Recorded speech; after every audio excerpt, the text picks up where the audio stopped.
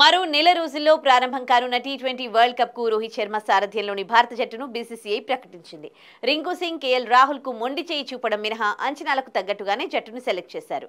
2022 డిసెంబర్లో రోడ్డు ప్రమాదంలో గాయపడిన రిషబ్ పంత్ మెగా టోర్నీతో అంతర్జాతీయ క్రికెట్లోకి రీ ఎంట్రీ ఇవ్వనున్నాడు. అయితే టీమిండియా ఎంపిక గురించి మాజీ క్రికెటర్లు, విశ్లేషకులు భిన్నాభిప్రాయాలు వ్యక్తం చేస్తున్నారు. భారత్ తరపున టీ20లో సత్తా చాటిన రింకు సింగ్ కు టీ20 ప్రపంచ కప్ అవకాశం ఇవ్వాల్సిందని అభిప్రాయపడుతున్నారు. లోయర్ ఆర్డర్లో మ్యాచ్లను ఫినిష్ చేయగలిగే సత్తా ఉన్న రింకు కరేబియన్ దీవుల్లో కీలక పాత్ర పోషించగలడని పేర్కొంటున్నారు.